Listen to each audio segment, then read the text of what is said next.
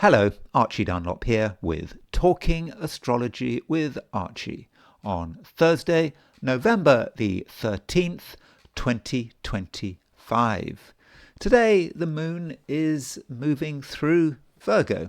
It moves through Virgo every month, obviously, but I thought in this video I would have a detailed look at the moon in Virgo of any planet sign placement. Moon in Virgo in particular would be wanting a detailed look, and in terms of a thumbnail I have got three people with the moon in Virgo on it. Elon Musk has the moon in Virgo, and so did John F. Kennedy and J.K. Rowling. So I'll be looking at a few other people who've got this placement, and I'll be seeing if there's any generalizations we can make, on the basis of these famous people that I will be looking at later in the video. But before I do that, I want to consider the astrology and the I Ching for today, which is Thursday, November the 13th, 2025. And here is the chart for noon New York time today. Don't forget to like and subscribe if appropriate. So as far as this chart is concerned, the moon is in Virgo, and the moon is kind of making a conjunction to the south node. So that moon south node conjunction, it's not going to be exact today, it's going to be exact tomorrow, but it's still pretty close to the south node. And so when we think about the moon conjunct the south node, there may be a tendency to move in the wrong direction in a Virgoan kind of way. The way we should be moving is Pisces, north node in Pisces, and perhaps with the moon in Virgo, it might be somewhat problematic to be overly concerned with details and minutiae. You could have then argued that moon in Virgo right now is the line of least resistance. On the other hand, we should take moon in Virgo as it is. I mean, it's not a bad place for the moon to be in, as I'll be discussing later in this video. And with the moon in this placement, we could be quite concerned about getting things right. Moon in Virgo has a reputation for being a perfectionist, and the moon in Virgo is making a square to Mercury and Mars.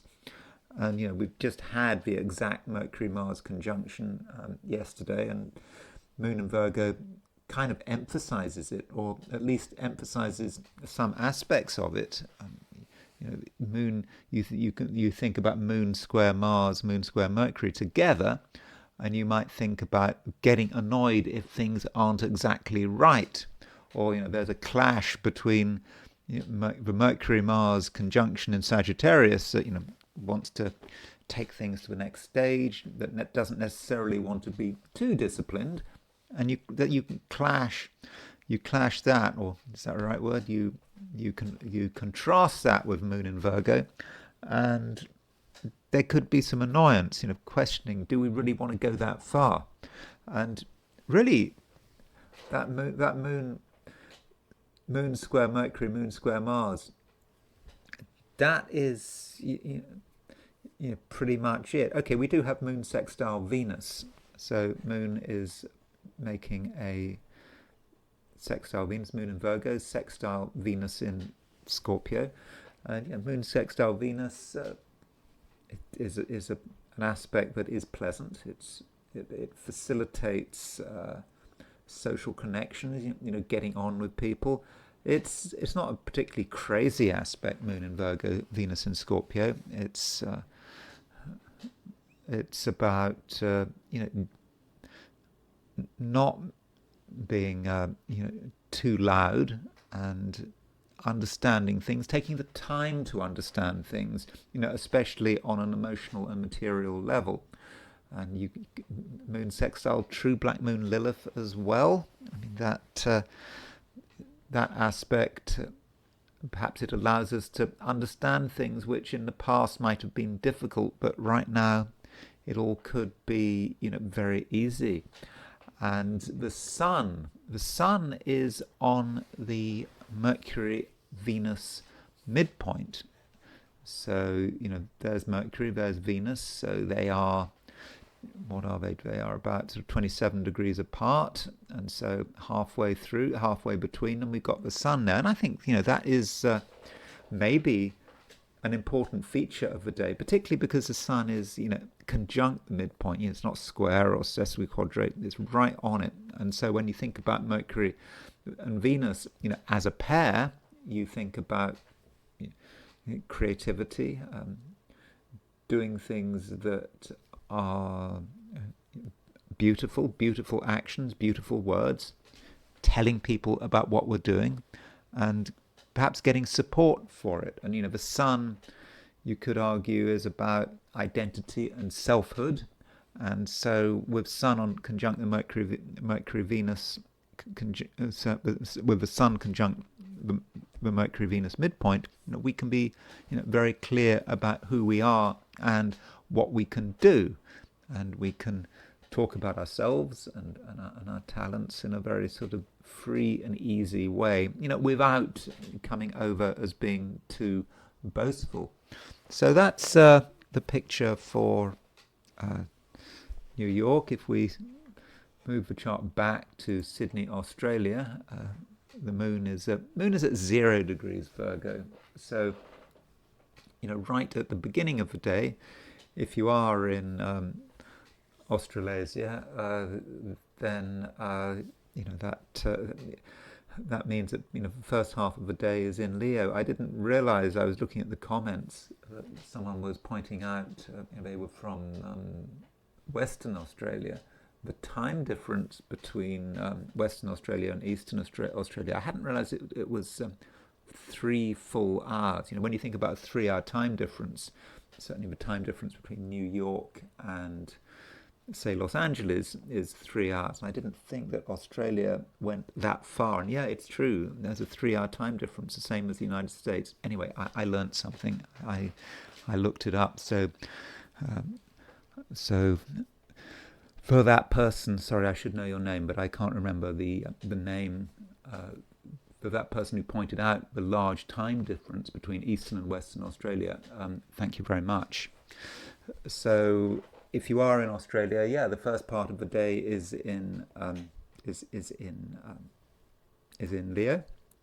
The second part of the day is in Virgo. So right at the beginning of Virgo. So that square aspect between the moon and the Mercury-Mars conjunction is going to happen at some stage, but perhaps late in the day. But you still might find in Australasia, as the day progresses, as you move towards the evening, things may become a little more sort of prickly.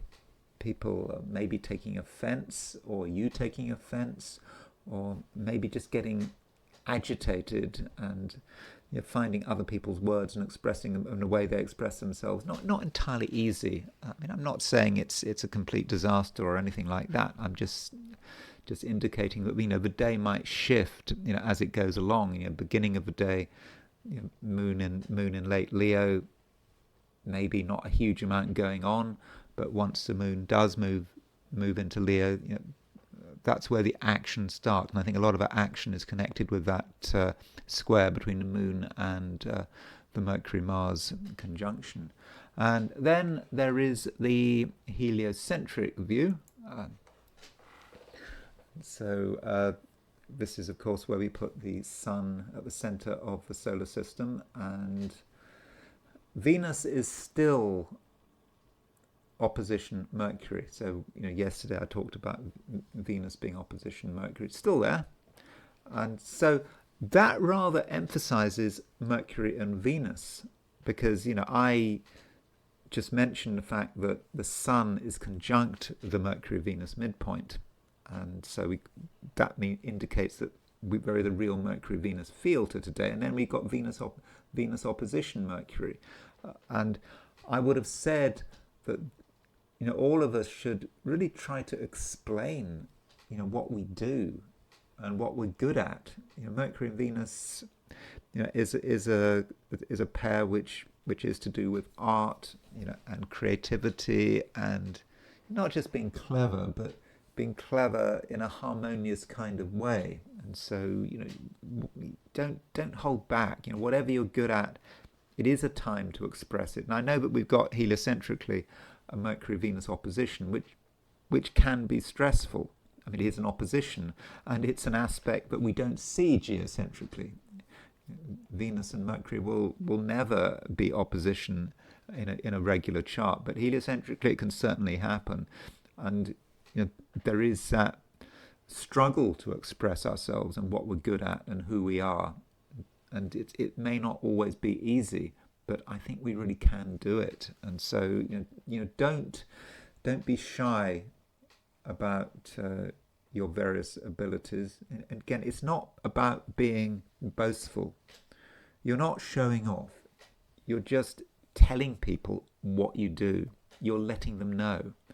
And if you're open and honest about it, and you're not trying to show off, then I think that you can get quite a favorable response. And even if we're not talking about other people, Mercury and Venus is quite an artistic pairing. So some of us can do something of artistic value.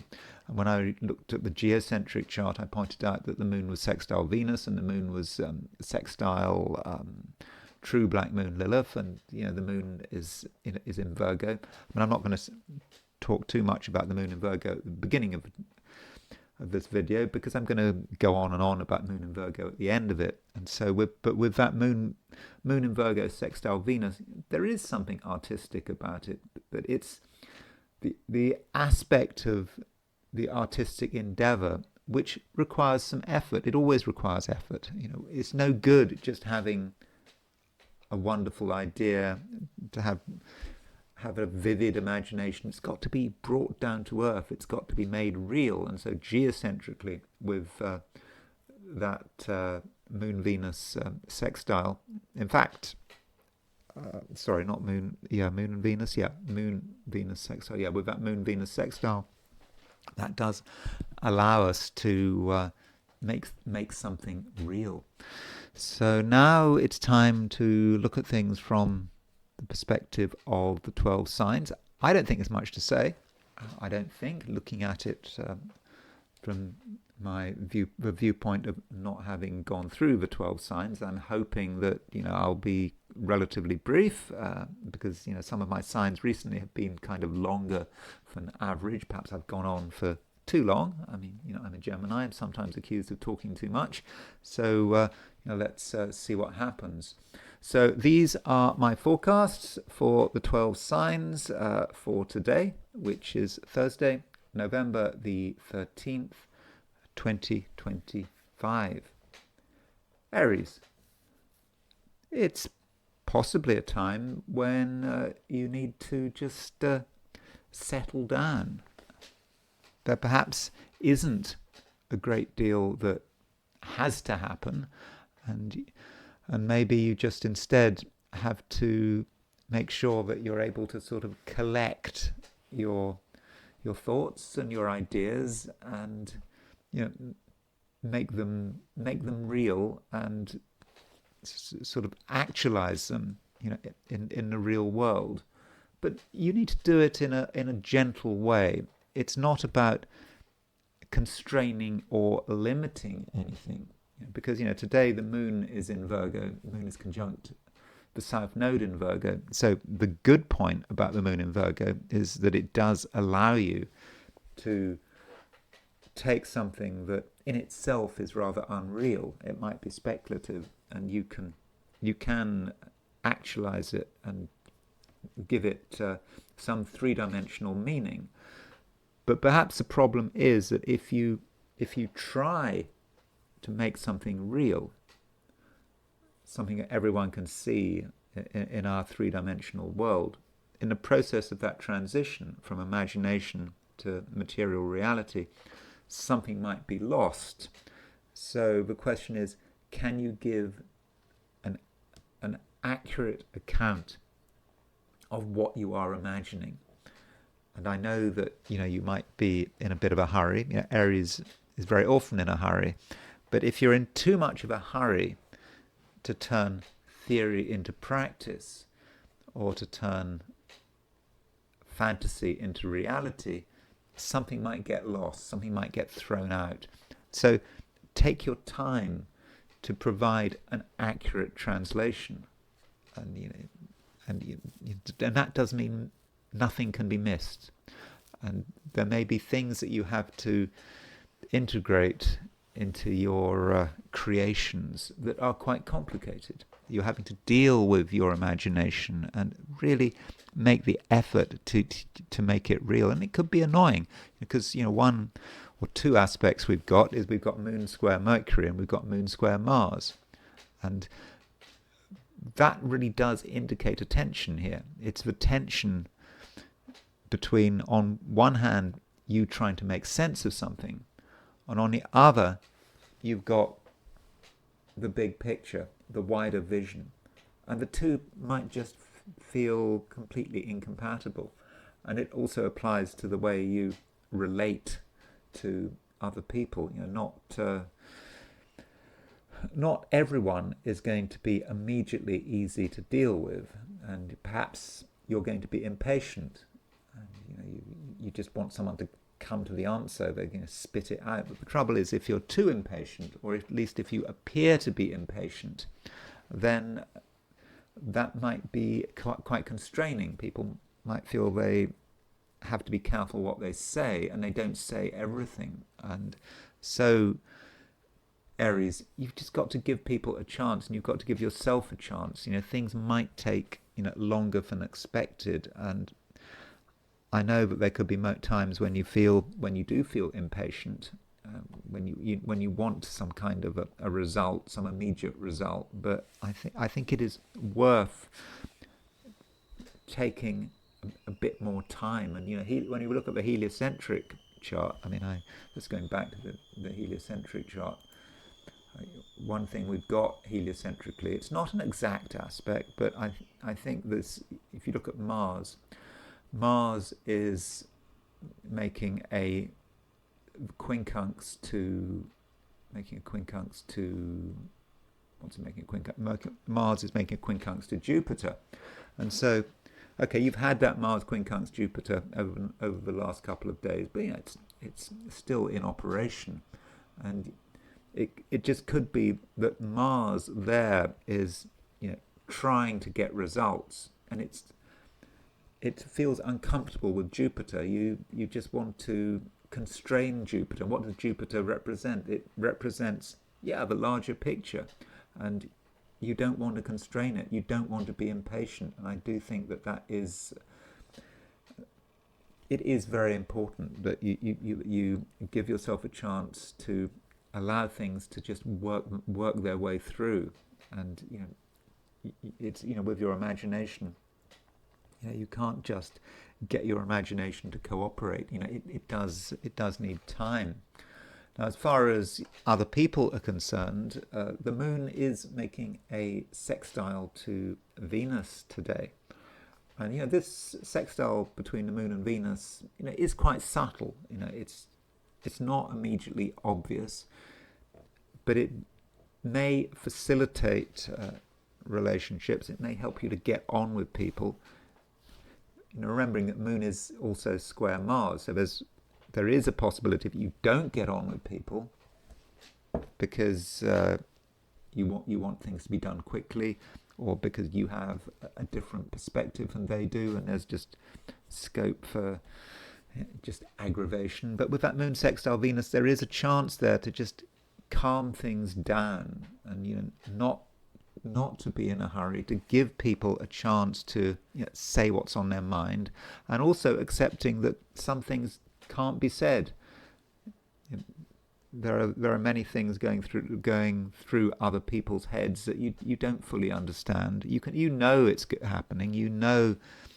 That people aren't revealing everything, but does it matter? Does everyone have to reveal everything? And some things are just best left alone, for the moment. And so that Moon sextile Venus could be a calming influence, and it could yeah, it could help relationships, but it's not going to be especially dramatic. But you don't want too much drama. You've got enough drama, and remember that Mercury is still making a conjunction to Mars. I mean, Mercury and Mars are only a degree apart, and so that impatience can so easily be expressed, but in a way that I don't think will be at all helpful.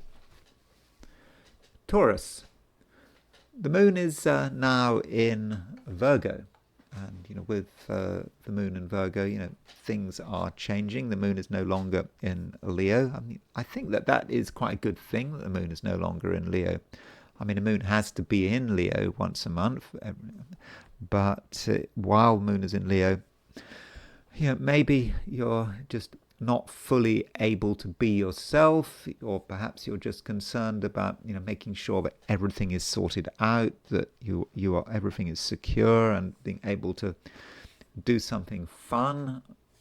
It just can be hard work with moon in Leo, but now that the moon is in Virgo, it's easier.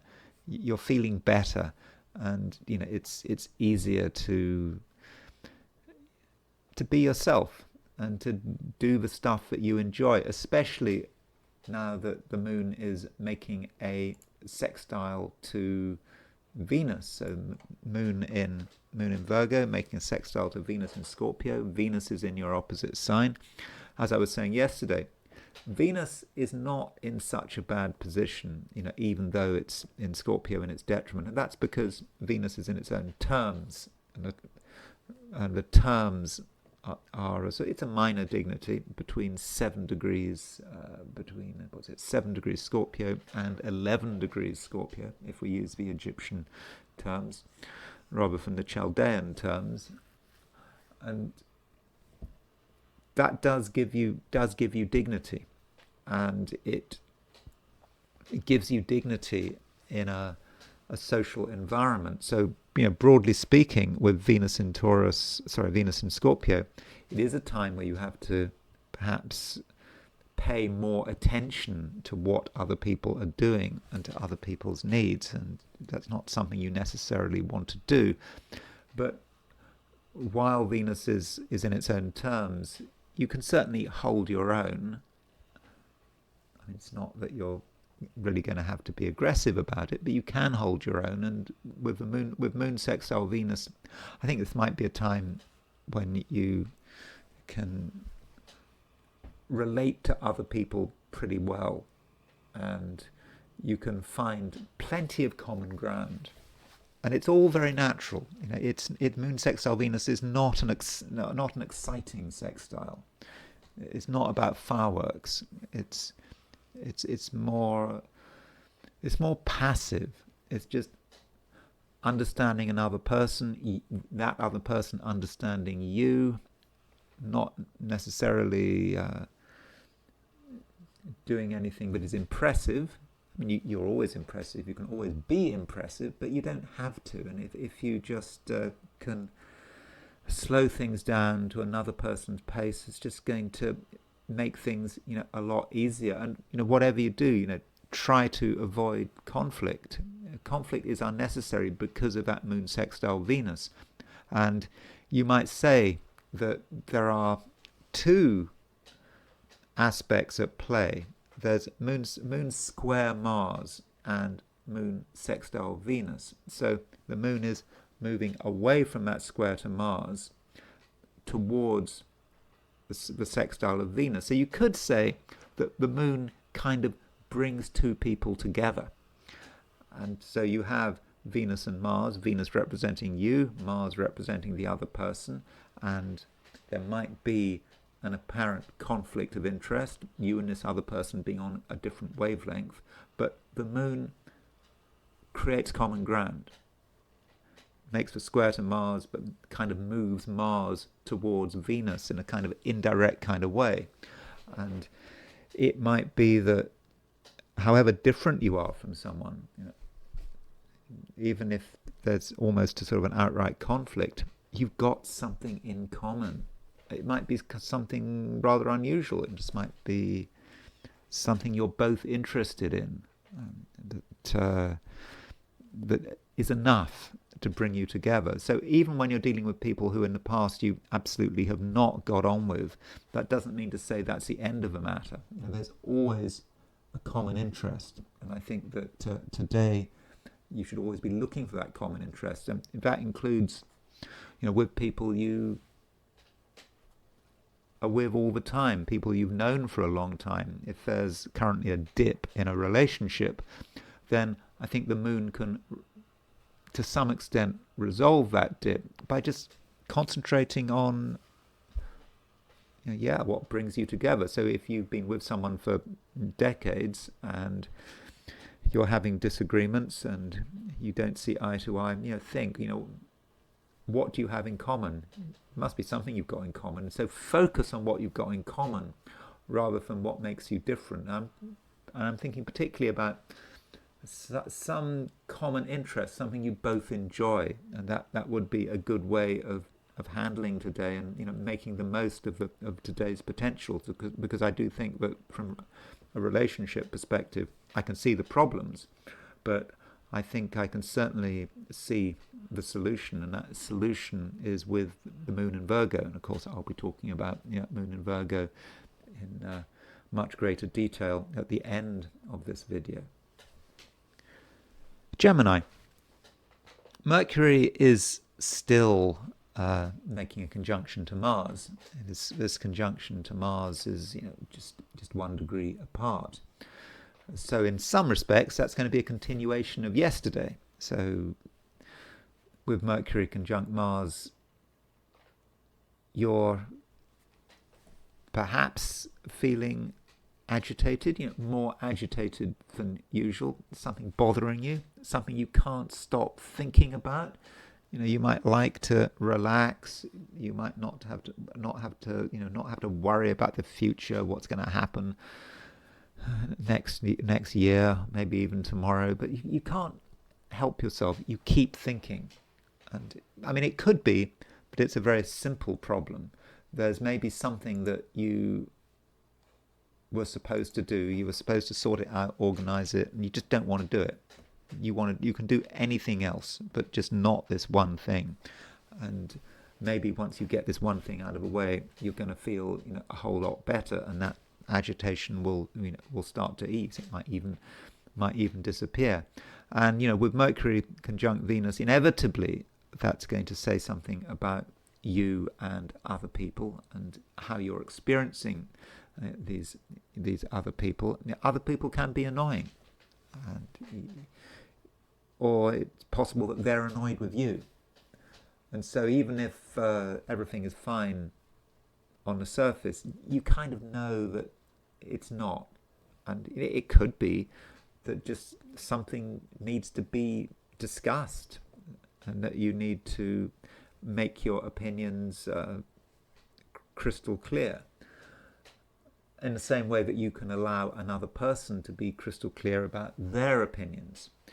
And we do also have the moon making a square to Mercury and Mars, and this square between moon and Mercury and Mars is really going to activate the conjunction all over again. So you might think that the Mercury-Mars conjunction was done yesterday, when it was exact, but it's still there, and the moon is aspecting both, so it's really bringing it out into the open. And at its worst, this moon in Virgo could encourage you to really double down, to really think that you are right, that you've got it all sorted out, that you don't have to do things another person's way. But that is a line of least resistance. The moon making a conjunction to the South Node in Virgo, being obsessed about yourself and you getting it right.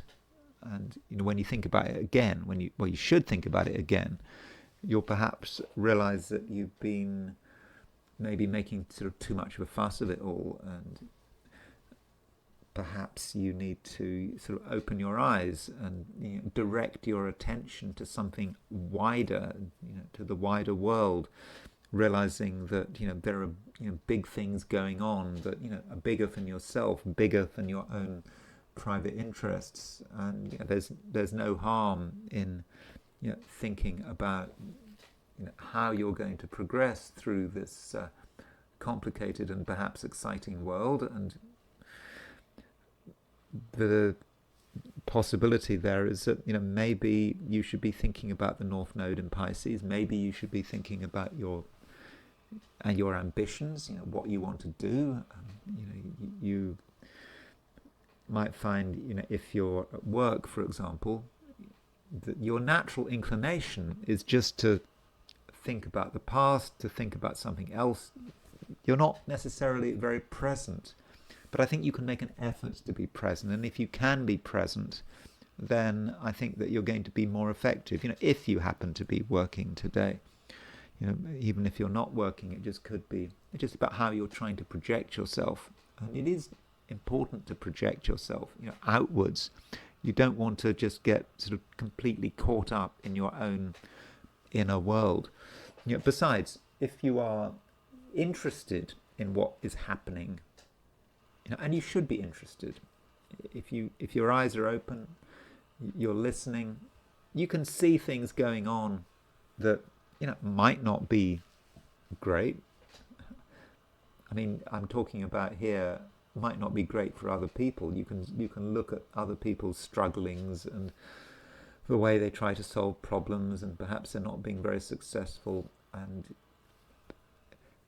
then you might ask yourself, well, what can you do about it? And it just could be that the real solution to today, the way to make the most of everything, is to see what you can do to help. Help might not be asked for. People might just be standing around suffering in their own way, and it doesn't occur to them that someone like you could come and help. But if you offer assistance to someone, the worst that can happen is they'll say no, they don't need your help. But just by offering help, I think that's the right thing for you to be doing today. And if you do get an opportunity to help someone, they're going to really appreciate it. And furthermore, you're just going to feel better about it. So overall, Gemini, try to be as charitable as possible. And I'm not talking about money, by the way. I'm talking about charitable in terms of what you do with your time and your energy. And there will be a feedback. There will be feedback, and I think the feedback will be positive. And that way you can get yourself round a potentially difficult situation, and you'll be utilizing the Mercury-Mars conjunction in a positive way. Remember that Mercury-Mars conjunction is in Sagittarius, your opposite sign. Ideally, it needs to be manifested. And I think that if you don't see any immediate way of manifesting that Mercury-Mars conjunction, it could be a lot of annoyance there. But if you get involved with someone else's problems, that might very much be the right thing to do. Cancer. Moon is in Virgo, and I'll be talking about the Moon in Virgo at length, or some length. I'll try not to talk too much at the end of this video. And the Moon in Virgo, it's a good place for the Moon to be in. I mean, the Moon rules the Earth signs by night, not by day. So this could mean while the Moon is in Virgo that you're going to be more effective in the hours of darkness than in the hours of daylight, because it depends where you are. Because where I am here in Washington State, there's more daylight. There's more dark than day at the moment, because we are slowly approaching the solstice at the end of next month. So do consider the daylight, the day darkness, the light and darkness balance. And just because the sun has set doesn't mean that's the end. There are still things to be done after sunset, and you can do things which can be done extremely well. But regardless of the time of day, Moon in Virgo, it's a good place. It allows you to be calm. It allows you to be calm. If you're alone, if you're doing things your own way, if you're left to your own devices, you can be gently talkative. You can be interested. You can find out about things. But of course, if you're finding out about things, you don't want to overwhelm yourself with useless facts. Certain danger there with Moon in Virgo, particularly when the Moon is conjunct the South Node, and you do have to make some effort to put it all together. And that would especially be the case if you were on your own, trying to work on something in your own way. You've got to think about the wider picture and not get tied down with fact after fact. And the Moon is making two aspects. It's making a sextile to Venus, and it's making a sextile to Mercury and Mars. So what happens is the Moon first makes, did I say sextile? I meant square. So the Moon first makes a square to Mercury and Mars, and then it makes a sextile to Venus. So the Moon making a square to Mercury and Mars, that might give the appearance of an annoyance. I mean, for a start, it's a square, and squares, can be a difficult aspect. So with Moon square Mercury and Mars, that could represent just too much activity, just kind of annoying activity, working on something too hard, getting caught up in the wrong details, and being a perfectionist or trying to be a perfectionist, but maybe getting nowhere. So that could be a feature of one part of the day. But the Moon, having made the sextile to Mercury and Mars, it makes a sextile to Venus. And Moon sextile Venus, well, that's very different. The Moon sextile Venus is, it's a good aspect, not an exciting aspect, but it allows you to calm down and be comfortable with yourself, just feeling good about yourself, not feeling that you have to advertise yourself, make any special effort, but you can still do things that you enjoy and feel that you are gently appreciated, and as simple as that. And Moon sextile Venus, from a relationship angle, that is a really good aspect. It provides a way for you to put other people at their ease, for other people to put you at their ease, and also to enjoy another person's presence. Moon, by the way, is also making a sextile to true Black Moon Lilith, because we've got a conjunction between Venus and true Black Moon Lilith. When we had that aspect sort of yesterday as well. But with Moon aspecting both, it could be Cancer that you're able to talk about subjects which in the past might have been difficult, but today they seem very straightforward. It's like you bring up a subject that you think is going to get a negative reaction. You're sure it's going to get a negative reaction, but it's all very easy. And once you're talking about true Black Moon Lilith, you could say that true Black Moon Lilith is, in a way, the heart of real creativity. Creativity is a word that's overused, and creativity ideally should be something that really goes to the core of who you are. And very often, real creativity requires an acknowledgement of the inner darkness, something represented by true Black Moon Lilith. And so that might be another way in which Moon sextile Venus and true Black Moon sextile Venus and true Black Moon Lilith, is working. That you really can get to the bottom of things, perhaps on your own, perhaps with another person, and it could represent a shared interest, a shared obsession. It could, in certain situations, be a shared obsession, but I think it does, look constructive, and also Cancer, don't get tied down to particular facts, particular details. You need to go beyond that, and I think that Moon making a sextile to Venus and true Black Moon Lilith, particularly the true Black Moon Lilith, will perhaps allow you to really see things in a new way, and to get beyond the material details and to move to something that is perhaps transcendental, might even have a quite spiritual nature. Leo.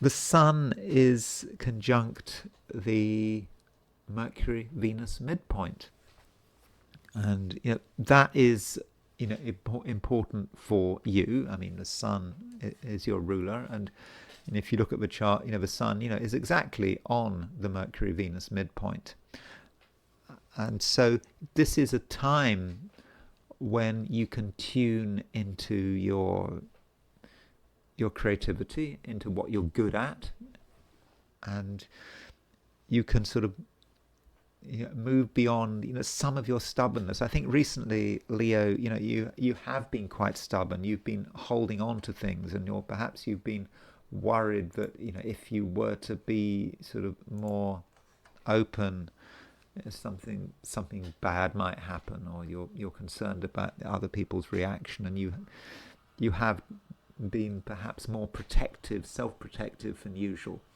And with the Sun occupying this midpoint, do think about what you are good at. And one advantage perhaps of spending time on your own is to firstly recharge your batteries, but to reflect on what you can do well. And I think that with Sun on this midpoint, that should be something that is really very clear to you. So that's good, and you don't want to get distracted by things which are maybe beneath you at the moment. And where would the distractions lie? Well, the Moon is conjunct the South Node, and with the Moon making this conjunction to the South Node, I think it's tomorrow that the Moon South Node conjunction comes exact. There's just a possibility that you get sidetracked by annoying things, annoying details that you don't really want to worry about, but you are worrying about them. And they could be about the minutiae of your finances or someone else's finances. And matters are made more intense by the fact that the Moon is making a square to Mercury and Mars. So with the Moon squaring Mercury and Mars, Mercury and Mars could be about your potential for enjoying yourself and really doing something that is an integral part of who you are. That's good. But with the Moon squaring it, something distracts you. It's good to think about how much things are costing, not to blow the budget. But if we're worrying about money too much, that can spoil the fun. And so really try to get a sense of perspective, and don't get too obsessed about money. It's important, but it's not necessarily that important. And then the Moon, having made a square to Mercury and Mars, it makes a sextile to Venus, and that is an easier aspect, Moon sextile Venus. And it also could be an aspect of a financial nature, because the Moon is in Virgo. So maybe with Moon sextile Venus, you have a chance to resolve a financial issue. So you could say then that the Moon is, Moon makes a square to Mercury and Mars. That's you getting bothered about something of a material nature. Then Moon moving on, making a sextile to Venus, perhaps is a resolution. There could be a sort of a blast of activity, a blast of tension, and you asking too many questions, you getting worried about something, and then Moon sextile Venus, it suddenly calms down. You find a resolution, and and after that things are just so much easier, and you can start to really get into the benefits of Moon sextile Venus. You just being comfortable with what you have, and not feeling that you have to strive for anything, and at the same time being completely aware of what you can do and what you can do well. And if you do something well, I mean, it can't be taken away from you.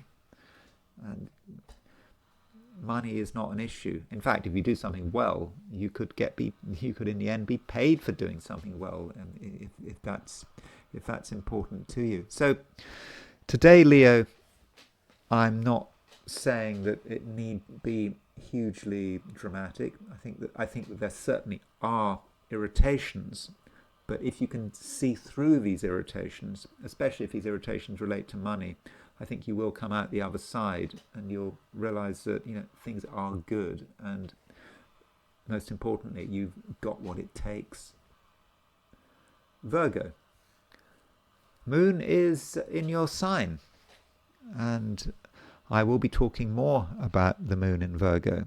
And with the moon in Virgo, you're very aware of your environment. You can feel your environment. You can almost taste your environment as well. So whatever you're eating, for example, or drinking, you're aware of it.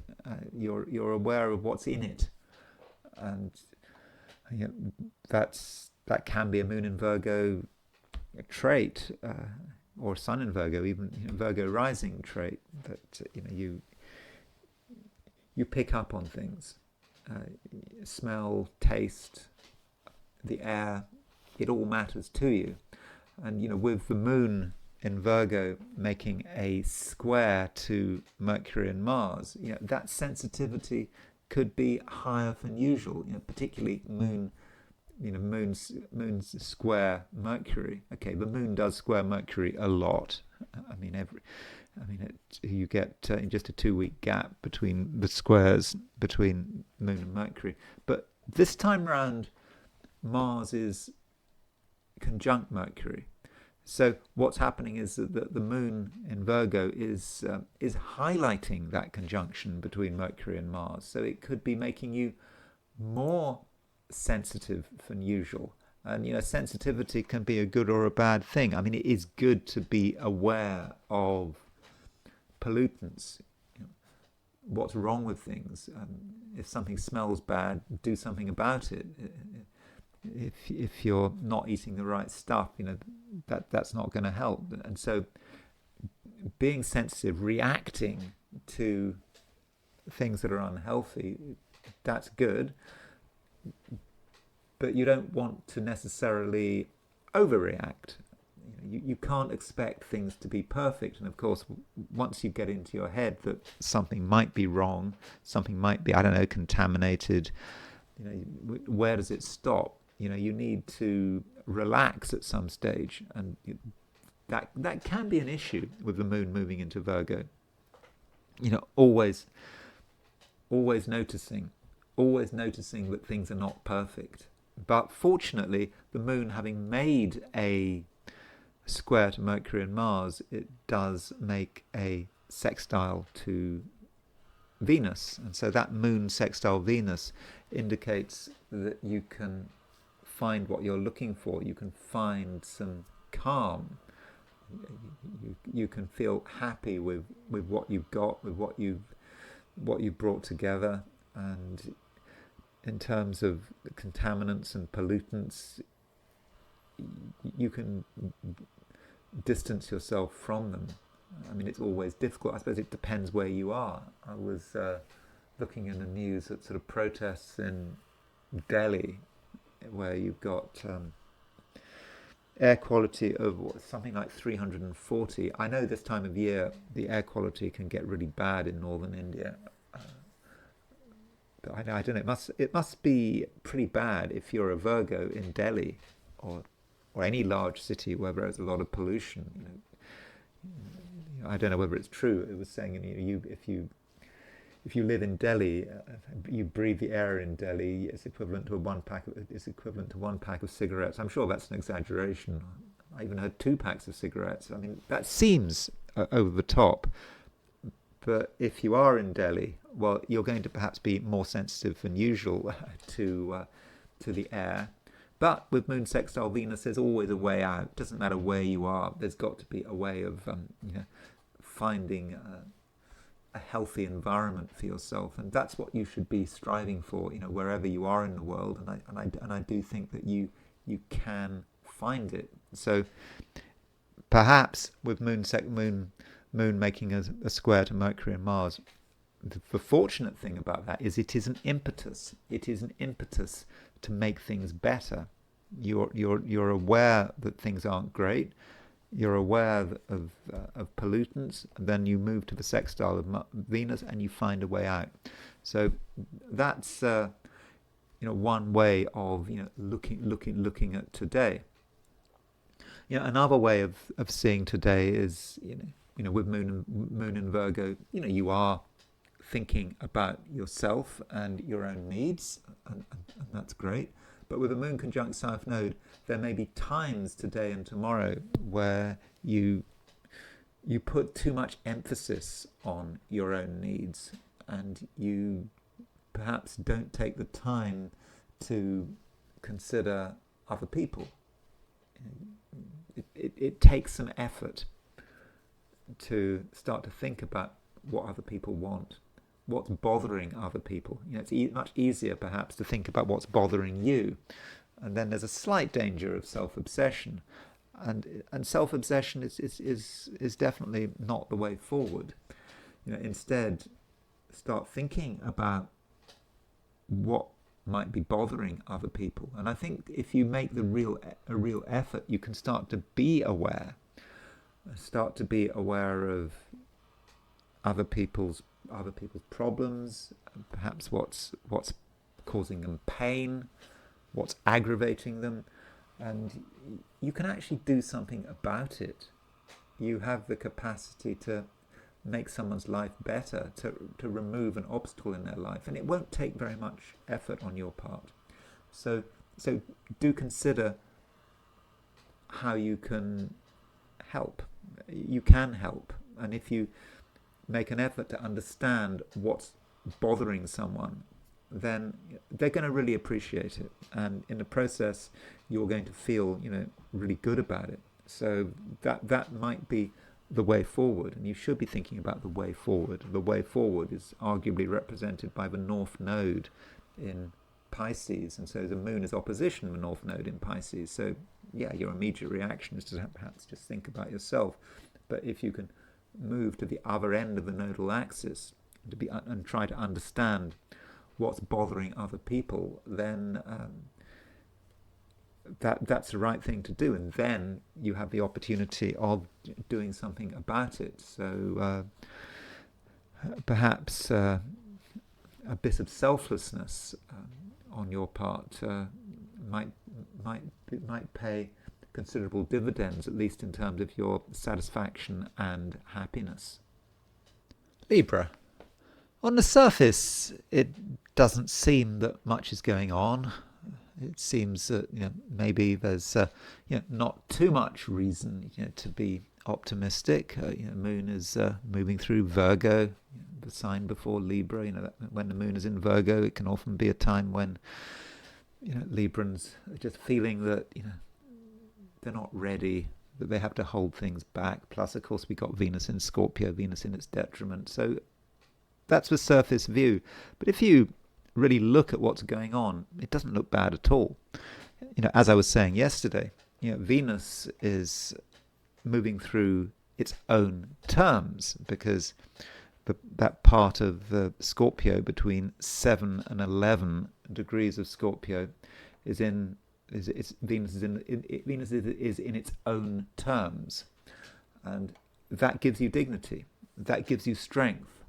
And additionally, today we have the Moon in Virgo making a sextile to Venus, so Venus is helped again. So it seems that things needn't be so bad, and if you just can make the most of the planetary energies and use them in the right way.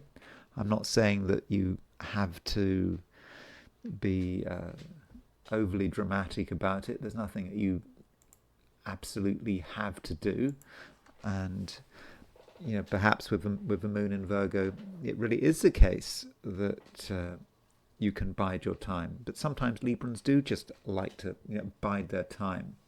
And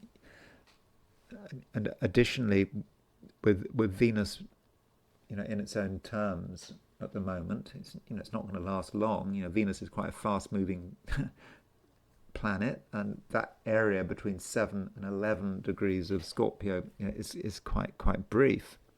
But while Venus is in its own terms, you do have an opportunity to get yourself together. If there's something that has been worrying you, for example, of a monetary nature, then I think you have a chance to go a long way towards sorting it out, helped by the fact that the moon is making a sextile to Venus. Perhaps you can sort it out in your own way, or you can look at it in a new way. Moon in Virgo is a placement that can be about detail, making sure that all the details are right. And so if there is anything worrying you of a financial nature, don't just assume that there's nothing that can be done about it. I think right now, today, and perhaps tomorrow as well, there's an opportunity for you to do something. And with Venus in Scorpio, perhaps this gives you an opportunity to really understand what's happening. Venus is additionally making a conjunction to true black moon Lilith, and this gives you a perspective into what motivates other people. There are some bad things motivating other people. That's life, that's human nature. And the moon making a sextile to both true black moon Lilith and Venus, it allows you to just understand. It just becomes clear. And it may be you notice things, well, you have been noticing things for a long time, but now you see it. And because you see it, that does give you an opportunity to move forward and to take action to protect yourself. Now, as far as relationships are concerned, this specific area, we do think about Venus and Mars. Venus is you, and Venus rules Libra. Mars rules Aries, your opposite sign. And the moon is aspecting both Venus and Mars, but in different ways. The moon is making a square to Mars, and then it makes a sextile to Venus. And so, as far as relationships are concerned, moon square Mars might indicate tension, the awareness perhaps that you and someone else do not get on, that there are areas of conflict. And then moon sextile Venus creates a different picture. It creates a possibility of patching things up. And so just because there have been recent disagreements, it doesn't mean that's the way it has to be. And it could be that if you are in a frame of mind where you really want to get on with someone, in spite of recent problems, there's definitely something you can do. Something you can do about it. And it doesn't require a huge amount of effort. It's about you just thinking things through, noticing the details that matter, and then taking action. But not dramatic action. It's just quiet action that isn't noticed. So if you are feeling that things aren't great at the beginning of the day, don't worry. There's definitely things you can do. And even if you don't want to do anything, it does seem that in the end, Libra, things will start working your way. And when we looked at the heliocentric chart, there was an opposition between Mercury and Venus. And this Mercury-Venus opposition is maybe about something challenging you, and it could have a creative nature, and it could be that you know that there's something you'd really like to be doing, something you want to do that's important to you, but because of this opposition, you're not doing it. Let me just show you the opposition, by the way. So there's the heliocentric chart, putting the sun at the center of the solar system. There's Mercury, about around 20 degrees Aries. there's Venus at 20 degrees Libra, so Mercury is moving towards that opposition. It is exact, and that opposition is going to make you think that perhaps something can't be done. But it's a challenge, and there's definitely something you can do. And maybe the challenge here is to talk about something that is important to you, not to be shy, not to feel that other people are just going to ignore you, because they're not. If you're very clear about how you'd like things to be, then you will be noticed. And also try to be as positive and optimistic as possible. You might not feel especially positive right now, but if you make the effort, and if you try to think about how you'd really like things to turn out, and just do focus on that, and don't be shy about it. Tell people about your vision, and if you tell people about your vision, then you might be surprised by the response, and you might realize that what you thought was impossible can actually happen. Scorpio. We've talked a lot, Scorpio, about the conjunction between Mercury and Mars, and this conjunction between Mercury and Mars was exact yesterday, but it's still very much in operation. And so with Mercury Mars conjunction, Scorpio, you've got a lot to say. You've got a lot to communicate, and perhaps you just want to be heard. And this is especially the case if there's something worrying you. Something isn't right. Something needs to be sorted out. The sooner the better. And maybe that is something of a financial nature. Something hasn't been resolved. Something should have been resolved, and of course, this is a time of high expenditure, isn't it? In the season, certainly in America, of course, you've got Thanksgiving and Christmas and whatever, Black Friday. So there's a lot of money consumption orientation going on. Maybe you're aware of that. Well, Scorpio, I'm sure you are aware of it, and people can lose control. They can forget their limits. And so with this Mercury-Mars conjunction, maybe that's what you want to talk about. And it might be a conversation you want to have with yourself. Because I think that the financial side of things isn't completely straightforward. But it can be resolved, I think. And right now, the moon is in Virgo. So with the moon in Virgo making a sextile to Venus, remember Venus is in your sign. So moon sextile Venus, if there's something you want to say, that something needs to be said, then I think you can say it, and I think you can really, do a good job. And, because you are a Scorpio, you understand people's weaknesses, you understand their sensitivities.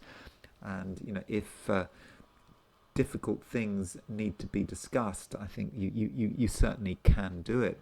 And additionally, moon sextile Venus, it's a great aspect as far as relationships are concerned. And it's easy to get on with people, whoever they are, even if there have been recent disagreements. And we've got the moon.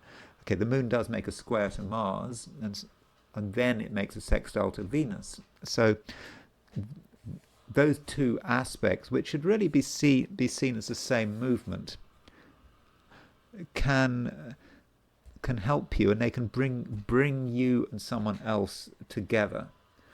And it could be that you just have to focus on something else. So if there have been disagreements in the past,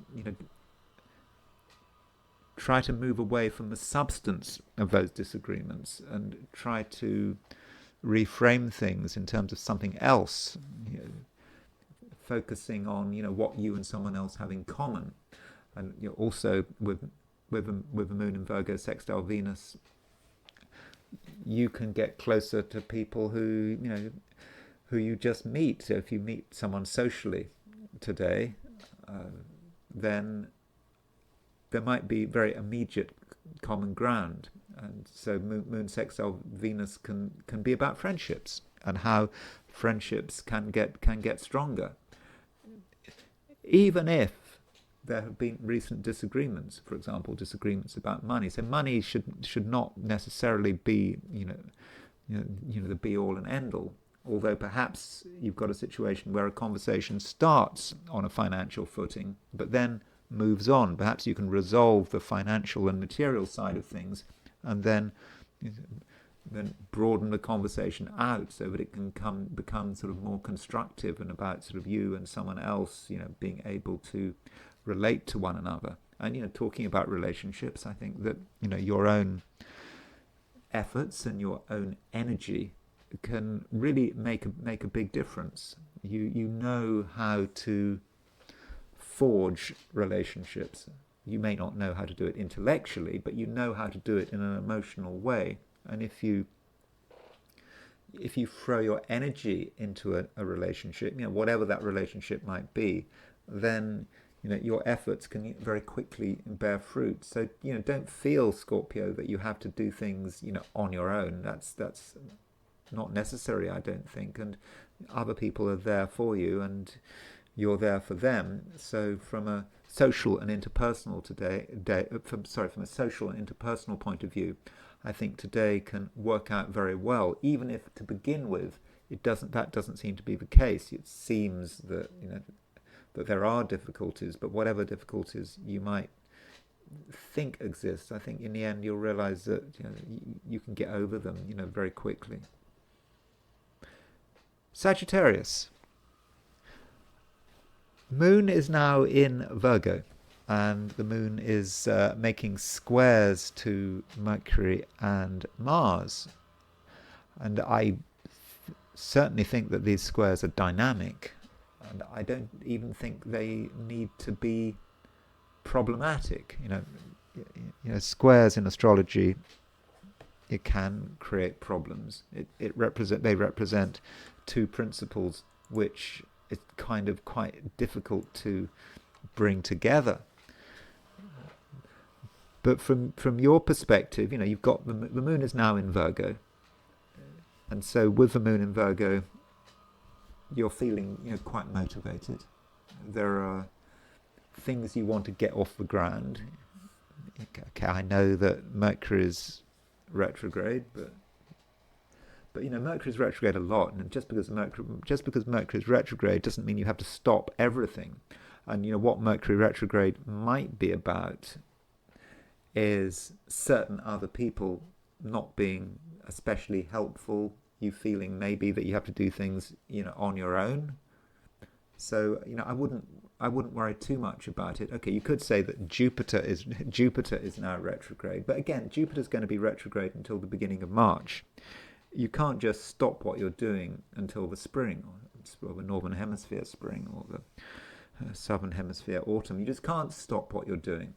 And right now, Sagittarius, you can really get things moving with the moon making a square to Mercury, square Mars. You just have an idea. You just know what needs to be done, and your dynamism. It's not enthusiasm, it's dynamism, because there's a difference between enthusiasm and dynamism. The problem with enthusiasm is it has nowhere to go. It can just be hot air. And so this is not about just being positive for the sake of it. It's about you just knowing what needs to be done, feeling that just something has to be done, and you just want to get on with it. You've perhaps done it before, you know how it works, and as soon as you start expressing your desires to yourself and then to other people, things move. To begin with, there may well be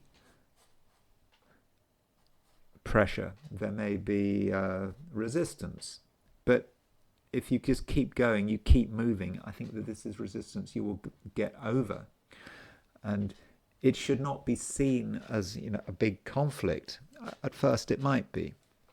You perhaps have a battle with yourself to get things moving, and then you might have a battle with other people to get things moving. And with Mercury retrograde, they may not have the enthusiasm you were looking for, but you just keep going. And then, the moon does make a sextile to Venus, and this sextile between moon and Venus may mean Sagittarius, but in the end you realize how to get things to work. And moon sextile Venus can be about realizing that the difficult way isn't necessarily the way forward, that the easy way, the undramatic way, is the one that yields the results. And so that is the right approach. And it's almost like, if you want to realize your ambitions, you have to temporarily forget your ambitions. Because if you're just focused on your ambitions and you don't think about anything else, then you're unlikely to succeed, because you're just too single-minded.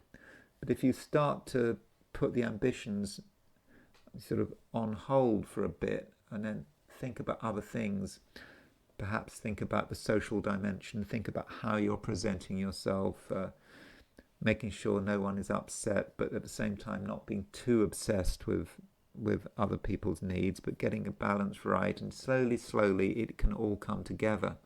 And that's, I think, that's how the day can proceed.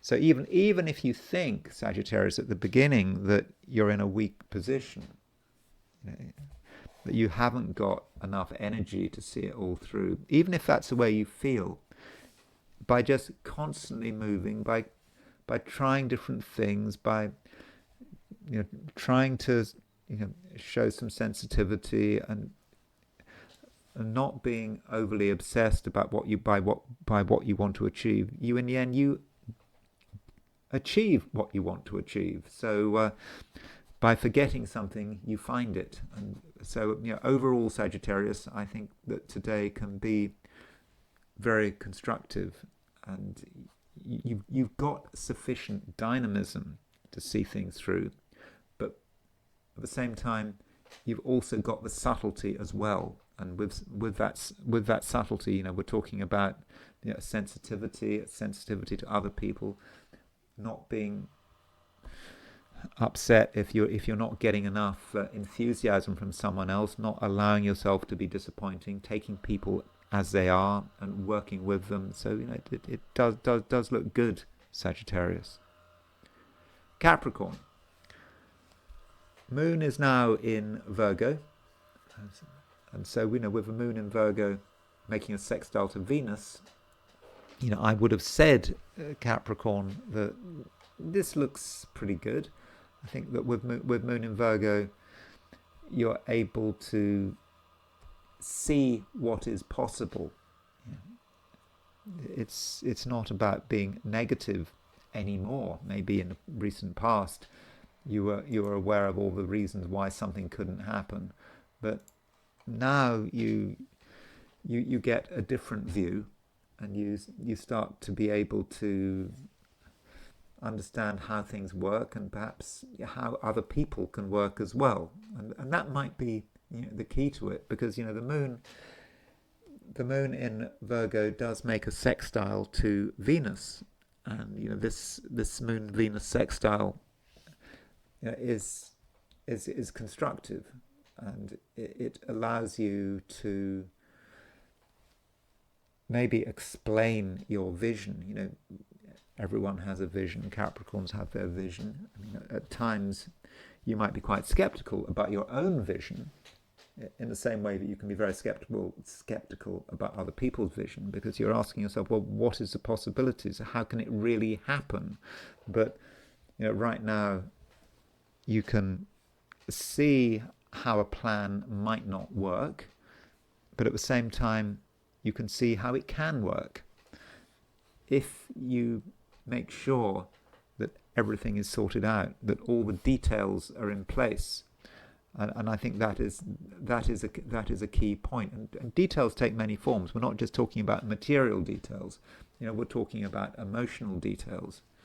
The fact that people have their own way of doing things, they have their own emotional pace, and if you can understand other people's emotional pace, then it's going to be relatively easy to just get on with them, not upset them, and they can help you in the same way that you can help them.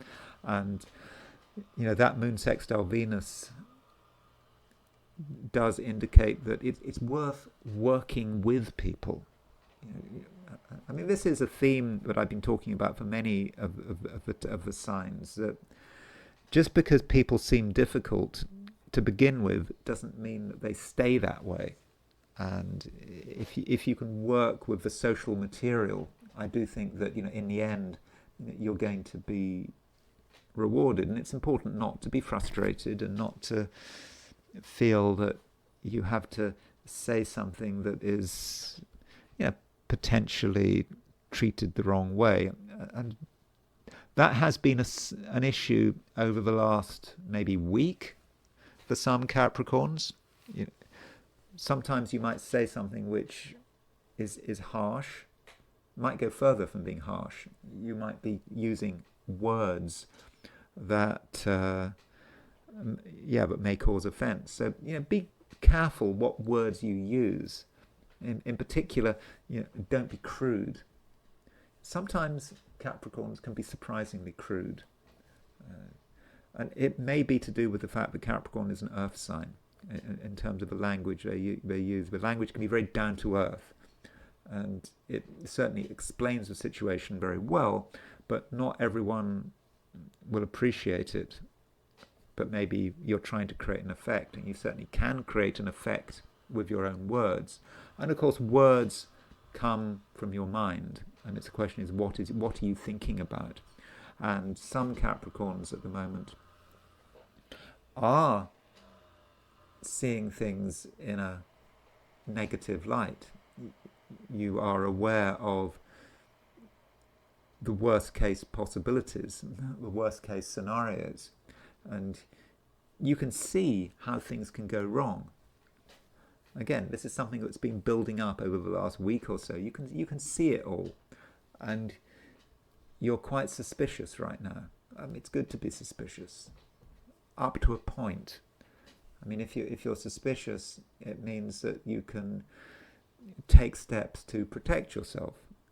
And so if you have a bad thought about another person, well, it's quite possible that your suspicion is correct, and you don't want to put yourself in a position where you're vulnerable. But again, you don't want to exaggerate. And it may be, Capricorn, that there could be a chain of negative thoughts which really are going nowhere and are not necessarily helpful. And so if you do have negative thoughts, you should perhaps be looking for evidence, material evidence. If you find that evidence, then those negative thoughts were helpful. But just being negative for the sake of it is well, really, that's not going to take you anywhere. So overall, Capricorn, I don't think today is particularly amazing, but I think that it can be quite constructive, and additionally make the most of other people. But keep asking questions, and don't take anyone at face value. Aquarius, you're feeling somewhat unsure of quite a lot. There's a lot that you're not entirely convinced about, and you had one idea, you had another idea, but the question is, is it really going anywhere, or rather, is it going anywhere you want it to go? And it's possible, Aquarius, that you're seeing the possibilities of things going wrong.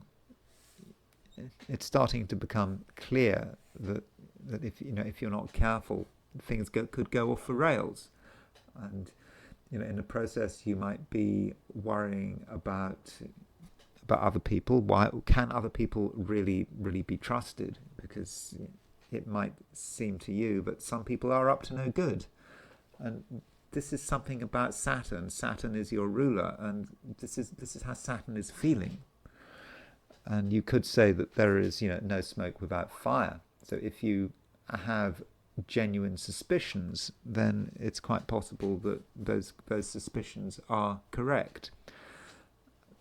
Though your mind, once you start having those kind of thoughts, you see one thing wrong, and then you see something else wrong, and then you start thinking about it again and again and again, and that could drive you crazy. So try to focus on what is real, and don't be too speculative. And there is just this danger, Aquarius, that from an emotional perspective, it's just natural to be suspicious. It's natural to doubt, and you could just ask yourself a load of questions, and each question seems very valid. But if you've got tons and tons of questions, and one question leads to another, then the question is it really going anywhere? And maybe the truth is more accessible than you realize, and that could be the issue. If you were able to use your feelings, then the truth of the matter could be obvious. It doesn't have to be analyzed at all. And so I would urge you at the moment, with Saturn is now in Pisces. Saturn is your ruler. It's in Pisces. It's relatively close to the North Node. North Node is in Pisces. And so, Pisces is the way forward. Pisces is an emotional sign. So, if you allow yourself to just listen to these feelings, then I think you'll start to realize, what's going on, and you'll start to know who to trust. And just over-analysis just might not be very helpful. Now, going on to look at your ambitions. I've been talking a lot about ambitions. Ambitions matter for Aquarians at the moment. You want things to be right. You want to be successful, and as far as what you're trying to achieve is concerned, the moon does make a sextile to Venus today, and with this moon sextile Venus, you have an opportunity to understand something. Something just makes sense, and it may well be connected with someone else who could help you achieve your ambitions, someone who understands your priorities, and just the key thing is just not to spend too much time working it all out. Just let your feelings, let the depth of your feelings just make something manifest with this moon sextile Venus.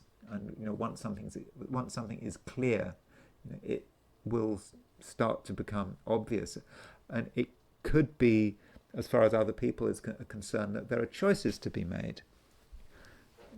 You maybe realize that some people can be trusted, other people can't be trusted, and it's really very obvious. And by making the right choices about other people, everything else moves forward. And it does also seem that one person in particular is really very creative, has got many talents which they're prepared to share with you, and this person is close at hand. So don't feel, Aquarius, that you have to do everything on your own, especially if you're ambitious and you want things to happen. Your first thought might be to think, oh, you have to do everything on your own.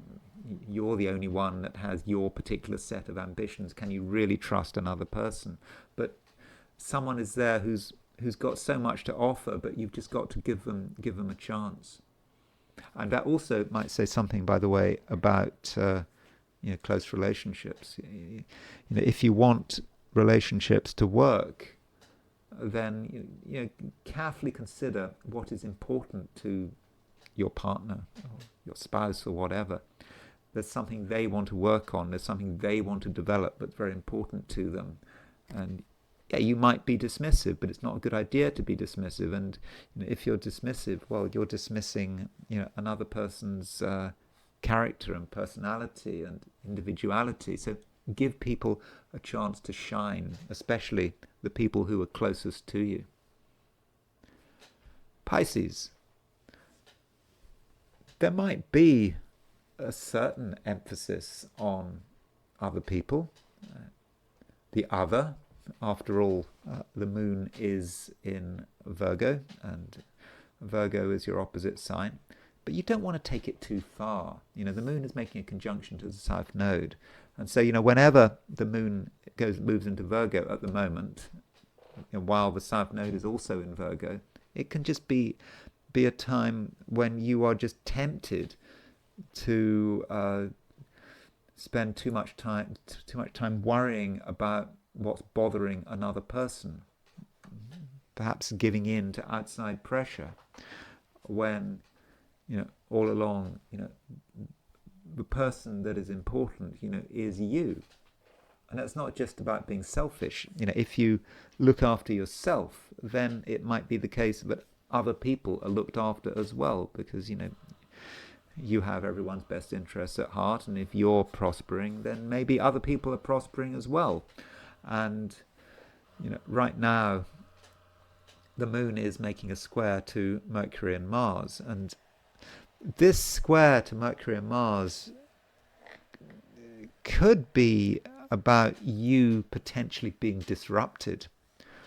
There are things you want to do. You want to do it in your own way, but it could be that someone else has another idea. They try to distract you. They try to give you advice, and it's a distraction that you don't need. So if you have, a clear idea about the way something should be done, then listen to someone, but don't be of the view that they have complete control. You listen to them, you take on board what they say, but you don't give them too much time. You give them enough time to express their viewpoint, and then it's up to you to make the decision. It's always up to you to make the decision. Now, the moon, having made a square to Mercury and Mars, it moves on and makes a sextile to Venus. And that might mean that things change, things improve. So there might be some kind of conflict or uncertainty, at least, about another person and how they're responding to you. And someone is getting annoyed, could be you, someone's getting agitated. But then there's a way to resolve the thing and to move on. And ideally, if you are talking to people, if you're spending time with people, you should be focusing on things which are not necessarily particularly sort of material.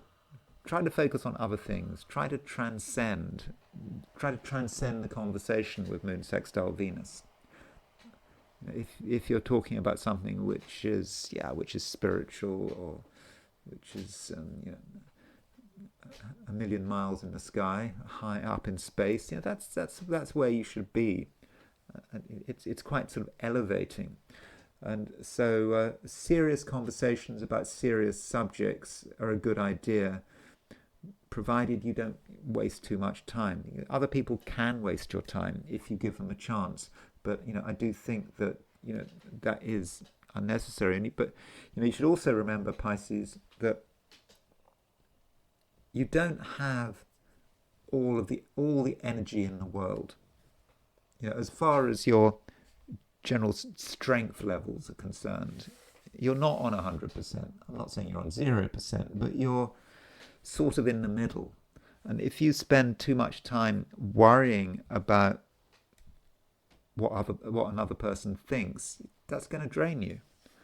And you might have doubts, and which will further drain you. And you could end up getting nothing done. So you do think about what you want to accomplish today.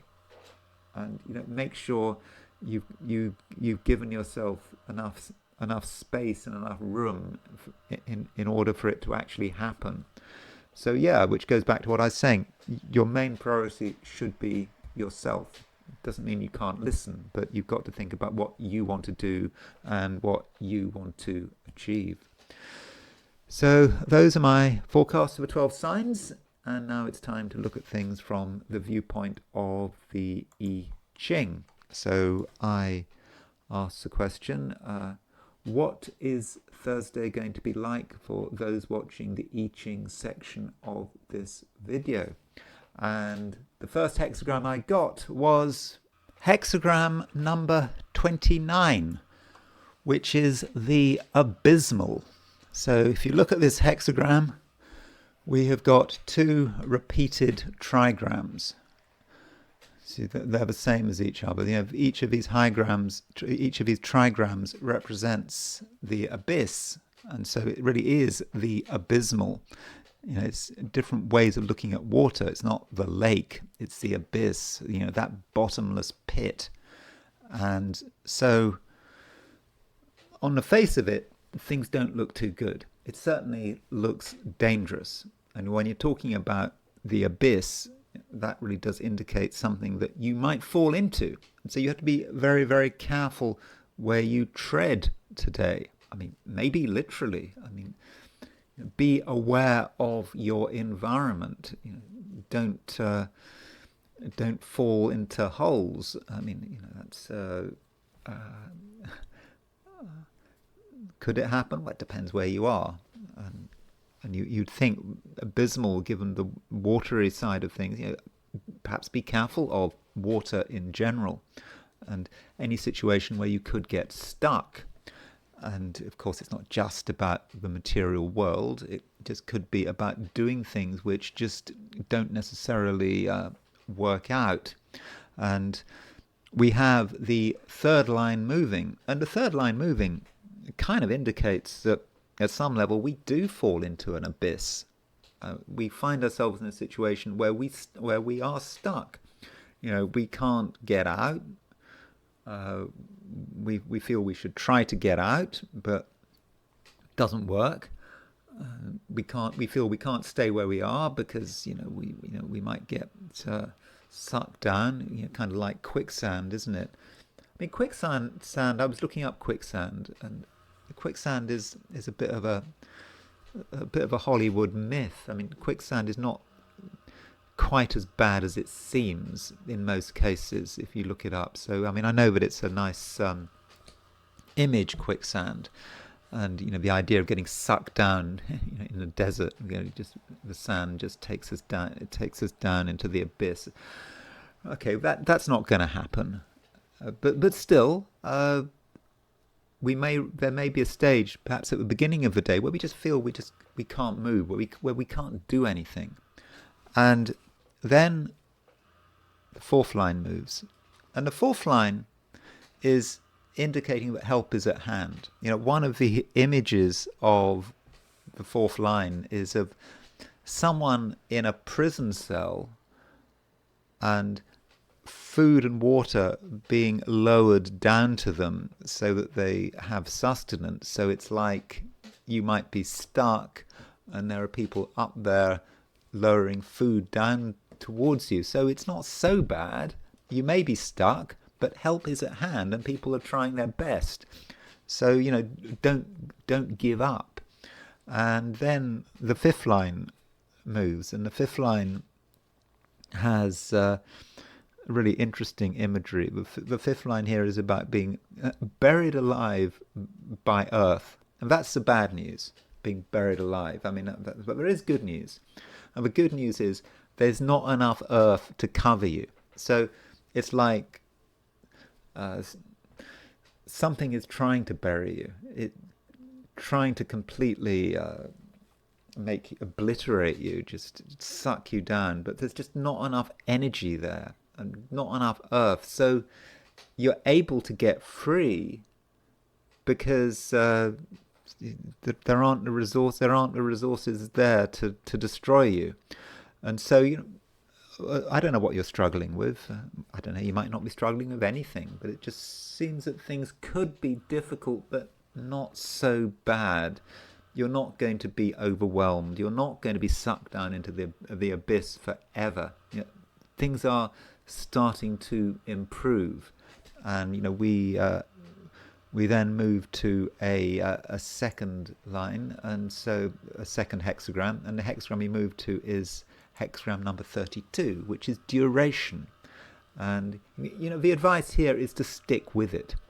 You might feel that you're in a difficult situation, but things really aren't moving. But if you can stick with it, you're going to be okay.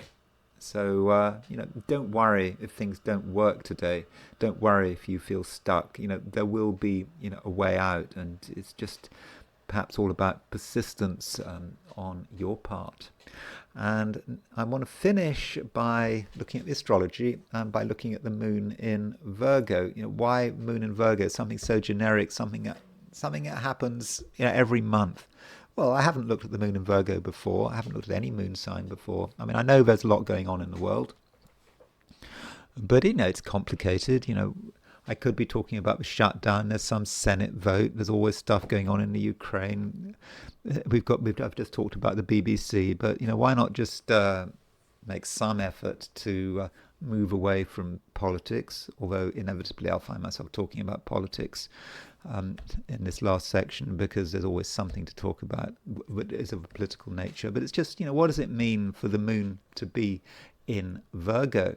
So when we're talking about the moon in Virgo, Virgo as a sign does have a difficult reputation. I don't know why it's Virgo. I mean, there are certain signs like this, Virgo, sometimes Scorpio, maybe Gemini. It depends. So the question is, what is it about Virgo? Well, a lot of the negativity is of course about the sun in Virgo, and the moon in Virgo is different. And by the way, I'm not saying there's anything wrong with having your sun in Virgo.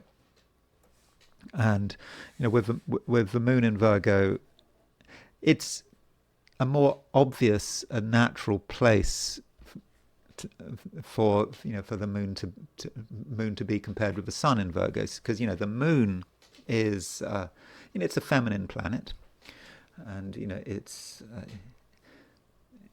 receptive, and so within Virgo it's kind of in the right place. It's not an alien place for the moon to be in.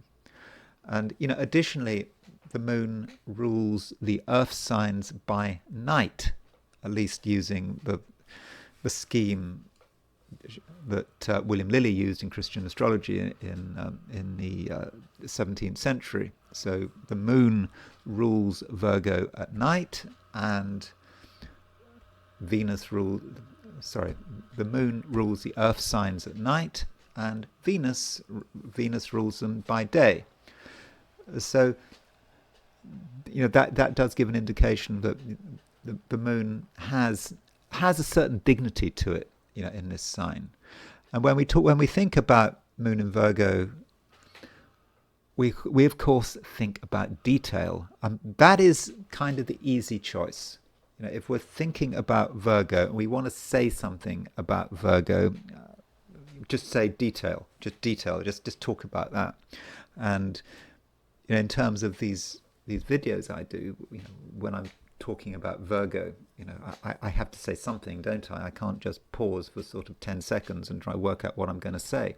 So it's always good to talk about detail. That might be the first thing that comes to mind. Of course, that might be a bit of a weakness on my part. It's just going for some easy keyword. It's rather stereotypical talking about detail. And, what does one mean? Well, Virgo is an earth sign, and it's mutable earth. It's not like Taurus, which is really stuck. It's not going to move. Things move, things change. We are aware that what something is now is not necessarily what it's going to be like tomorrow, and being able to deal with changes, other people's changes. Virgo is often seen as a sign connected with service, for example. Virgo is people who have Virgo may be more sort of or quite willing to help other people. Virgo is that's why perhaps the sign Virgo is often connected with health and the helping and healing professions. And so with Moon in Virgo and that health relationship, there can be with Moon in Virgo an oversensitivity. Maybe it's an oversensitivity. Maybe it's good to be sensitive, but as a sensitivity to one's material environment, and one's material environment, is about what one eats, what one breathes, what one drinks. And so with Moon in Virgo, one can notice if something tastes bad. One might look at the ingredients on a pack of food. What is in it? What chemicals are in it? And even if you've got no ingredients, you've got to look at what's coming out of the tap. I'm living, for example, I'm living in quite close to this base. What's it called? I forget. Joint Base Lewis McCord or something like that. And they did a lot of testing or exercises in the past with putting out fires, and they would use a whole load of foam to put out fires. And of course, this foam has these forever chemicals in it, PFAS, and so a great chunk of the water supply is contaminated by PFAS, and PFAS is a major local issue. How much PFAS is in the water? Of course, the city claim they test the water and so forth, but anyone with a Moon in Virgo would have their doubts. Have they really tested the water? So Moon in Virgo might be thinking, well, what do we do? How do we get PFAS out of the water? So if you're a Moon in Virgo, perhaps you might feel better if you have a sort of, what do they call it, a reverse osmosis filter to make absolutely sure that there is no PFAS in the water supply. And it's also what you breathe, pollutants, fuel, global warming, what is happening with the world. And so these are the kind of concerns that you might expect Moon in Virgo to have. And Moon in Virgo to be, just to be quite sensitive, and that can be a good thing or a bad thing. And I suppose that's one of the reasons why maybe Virgo has a bad reputation or a difficult reputation, because it seemed to be oversensitive. You can be oversensitive to other people, you can be overcritical towards other people, and certainly Moon in Virgo is potentially quite a verbal placement, because the moon is a planet of communication. The moon and Mercury are two planets of communication. The moon is more sort of emotional communication, that immediate communication, perhaps how we communicate from the heart, whereas Mercury is communicating more from the mind. And so if you've got Moon in Virgo, you can be a very effective communicator, and you have a good sense of how words come together. And if you're communicating through the moon, maybe it's more spontaneous. I mean, Donald Trump, for example, he has Mercury in Cancer and the moon in Sagittarius. So I think that the way Donald Trump communicates is very often he communicates through his moon in Sagittarius, and he has the bluntness of moon in Sagittarius. I'm not sure if he always communicates through his Mercury in Cancer. So that's certainly a way in which Moon in Virgo can work, and Moon in Virgo can be very detailed, can sort of notice things and wants things to be right. Wants things to be absolutely right, as good as possible, as good as it can be. And so I wanted to just finish now by looking at a few people who have their Moon in Virgo, to see if we can get some idea of any sort of any broad pattern. So the first person who's got moon in Virgo, Eva Braun, Hitler's wife, he married her just before they both committed suicide. And maybe we can see moon in Virgo in perhaps, I won't say the worst possible light, but she seemed to be, as far as I can see, not a particularly imaginative woman. You think, okay, she's got Sun in Aquarius and she's got Moon in Virgo. Now, when you've got a female chart with Sun in Aquarius, Moon in Virgo, you might want to focus more on the Moon rather than the Sun, because in the female chart, it's the Moon that matters, or not say that matters. The Moon is likely to be more prominent from the Sun. So Moon in Virgo, she perhaps is focusing on things from a surface perspective. She could be thinking about what were the benefits of hanging out with Hitler. I mean, obviously there are material benefits, getting nice clothes. I think she was an assistant in a photographer's office or shop before she met Hitler, and that's how he noticed her.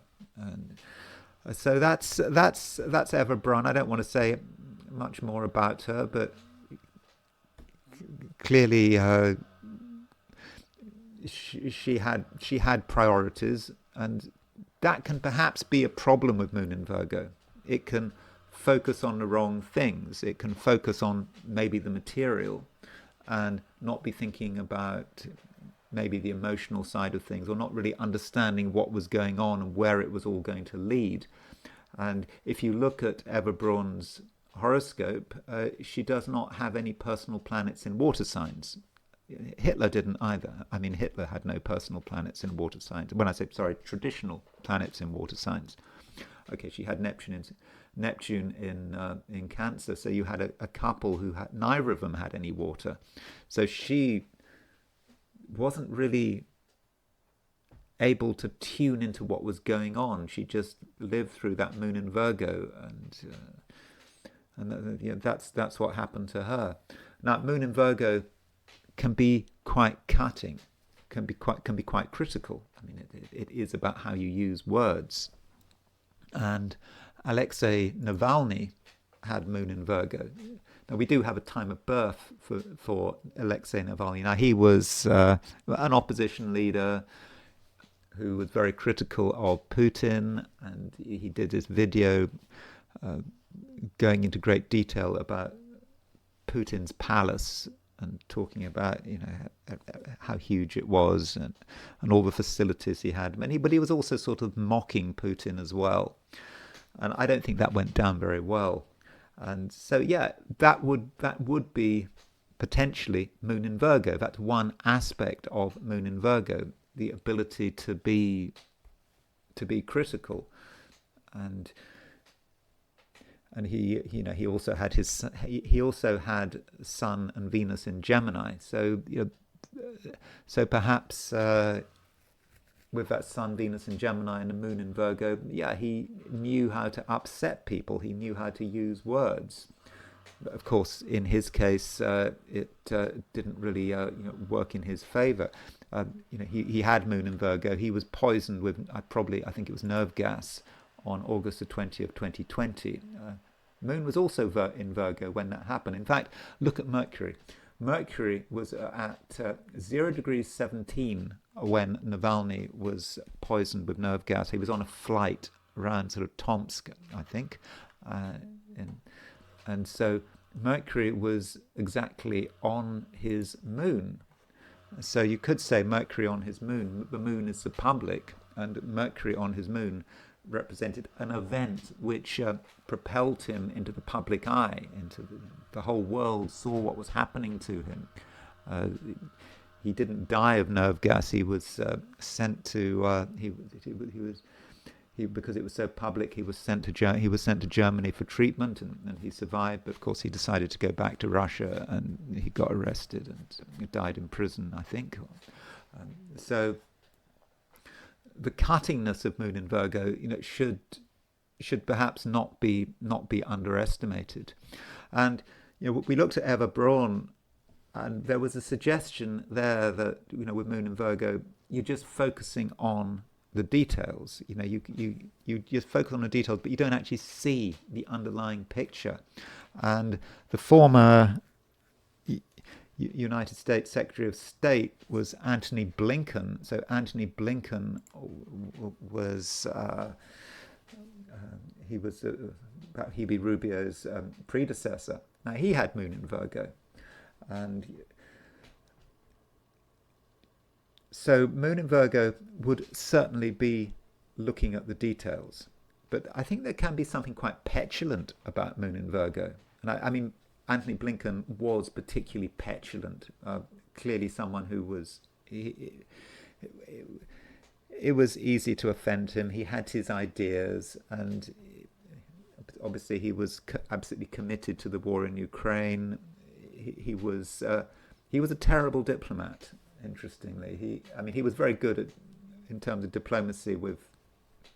relatively good. I don't even say he was very good. He could deal with fellow Westerners, but in terms of the Middle East, dealing with China, dealing with Russia, he was, I would have said, a disaster. So he was certainly one of America's worst Secretary of States, and perhaps that Moon in Virgo tripped him up. I don't have a time of birth for him, but maybe Moon in Virgo, he is just focusing on what's important to him. He's capable of being verbal. He says things, but he says things which may be ill-considered. And yeah, certainly he was a very poor diplomat, but you might see other things in his chart which wouldn't have helped. He had Mercury conjunct the Sun in Aries, which, Mercury was combust. Don't think it was Casimir. I don't have a time of birth. But Mercury, he couldn't quite see what he was doing with that conjunction. Mercury should be the planet of communication, how he communicates as a diplomat, but Mercury combusted it, and I don't think the Moon in Virgo necessarily helped. But you can use Moon in Virgo very effectively if you are a politician, if you're the right politician. So, for example, John F. Kennedy had the Moon in Virgo, and you can see Moon in Virgo with John F. Kennedy's horoscope in several ways. So the moon can be about communication. John F. Kennedy was a very effective communicator, and his moon. But you have to look at what's aspecting his moon in Virgo. Well, in his case, he's got Mars and Mercury, and Jupiter trine his moon in Virgo. So the two communication planets, Moon and Mercury, in trine with one another, really make him an effective communicator. And he was particularly fast. I think he was known for being able to say a lot of words very quickly and to enunciate them clearly. So in that case, in that sense, Moon in Virgo is really working well for him. But when you're looking at the Moon in Virgo in a male chart, Moon is a female planet, and so you could say that Moon in Virgo is projectable. The two female planets are, of course, Moon and Venus. So in John F. Kennedy's chart, he would project his Moon, he'd project his Venus, and he has a Moon-Venus square. And I think that the Moon-Venus square, it's been said that the Moon-Venus square is, like the Virgin and the whore, two aspects of femininity, Moon in Virgo, Venus in Gemini. So you might say that in Kennedy's case, if you want to sort of put a face to these two planets, you might say that Moon in Virgo is his perfect wife, Jackie, and so Jackie was, whatever she did, making her rose gardens. Is that the thing that Trump demolished or paved over? I don't know. But she was doing her stuff, and she was seen as being the perfect first lady, Moon in Virgo. And then you've got Venus in Gemini. You might say that, you might symbolize that with Marilyn Monroe. I don't know quite what his relationship was with Marilyn Monroe, but you could say that Marilyn Monroe was representative of his Venus in Gemini. Not just Marilyn Monroe, maybe any other of the many women that he was associated with over his presidency and before. And then the moon in Virgo is, represents Jackie at home. And so that is a way in which the moon in Virgo could work. And with moon in Virgo, the moon in Virgo is about the body. And if you've got moon in Virgo, you might have, particular ideas about the body and what is perfection. And one person who has moon in Virgo, I don't know if you remember him, her, was Dylan Mulvaney. So Dylan Mulvaney was famous for being, she is trans, and she was at a time the front for Bud Light, that disastrous Bud Light marketing campaign, which featured Dylan Mulvaney, which almost sort of destroyed the company, or certainly destroyed the brand. And so here is Dylan Mulvaney, who puts a huge amount of effort into looking like a woman. I don't know a huge amount about her, but from what I've seen of the occasional video of a snapshot, putting a massive amount of effort into changing the way one looks, the makeup and the clothes and everything else. And you could say that is moon in Virgo. Moon in Virgo wants to be perfect, you have this ideal, this image, and look at the moon. The moon is angular in Virgo, so it's got moon on the descendant in Virgo, and Venus on the midheaven. It's with Venus on the midheaven, Venus a female planet on the midheaven. That's how Dylan Mulvaney wants to present herself, with that Venus, with that elevated Venus, and also that moon on the seventh. So moon in Virgo could be about perfection and wanting to get it absolutely right. So moon in Virgo square Pluto, trying to be a perfect woman. Well, I don't know quite what that perfect woman is from his perspective. You could say that that's a caricature of a woman, but still you want that caricature to be as good as possible. And that may be how moon in Virgo works. And when we're talking about gender issues, it seems that a couple of people who have been sort of involved in the gender debate have got their moon in Virgo. So one person, for example, is Camille Paglia. So Camille Paglia, she's an academic. I think she went to Yale. She has this really interesting theory about the collapse of civilization and linking it with gender. And she pointed out that, or she observed that, when civilizations are coming to an end, men tend to get sort of feminized. And she noticed this with the Weimar Republic, and of course, you have this sort of the cabaret and fluid genders at the end of the Weimar Republic. And she also noticed that when you have this, you have the barbarians at the gate.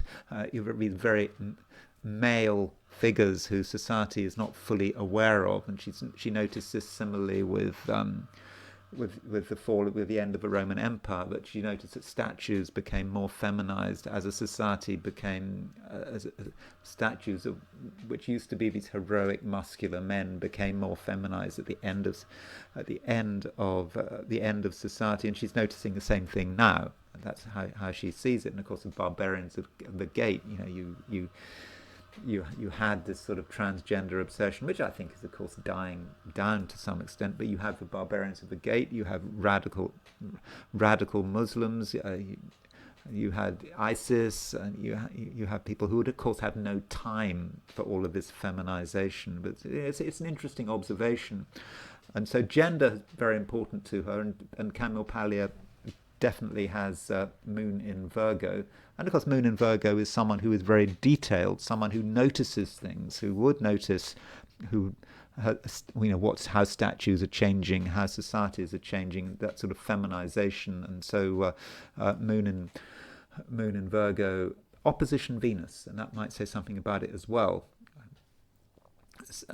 So the issue of gender for her is very important and is very much part of her work. And continuing on the gender theme and the gender controversy, J.K. Rowling, we don't know her time of birth, but J.K. Rowling certainly has Moon in Virgo.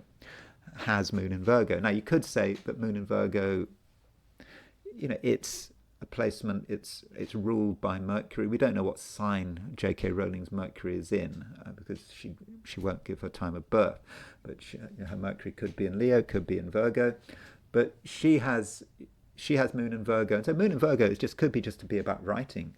I mean, that's could be all it's about. Moon is ruled by Mercury, and so it just could be about her ability to just keep writing. But maybe there's something about the body as well here, and it could be Moon in Virgo saying, well, this is the way it is. Moon is in an Earth sign. Okay, clearly with Dylan Mulvaney, he's not saying this is the way it is. He wants to be a woman. But for some people with Moon in Virgo, you're saying, well, no, this is the way it is, and what is right and the body does matter to her. And so perhaps this is why, with that Moon in Virgo conjunct Pluto, she has waded in with this into the trans debate, and has really made it clear that women are women and that men are men, and that biological gender really does matter. So those are a couple of ways in which her Moon in Virgo could be working. I don't have her time of birth. It's a difficult chart to do anything with. But it just may be that, of course, just her Moon in Virgo represents.